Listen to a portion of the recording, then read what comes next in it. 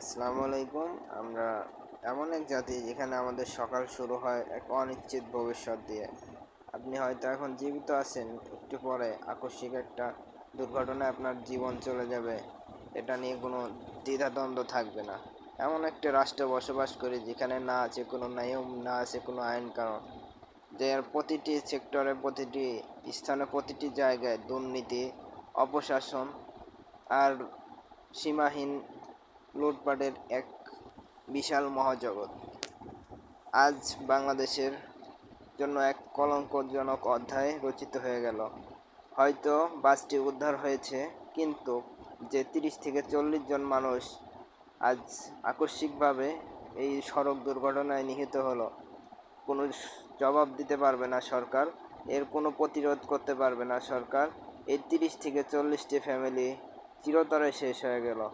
কী দায় নেবে এই সরকার? কোনো দায় নিতে পারবে না।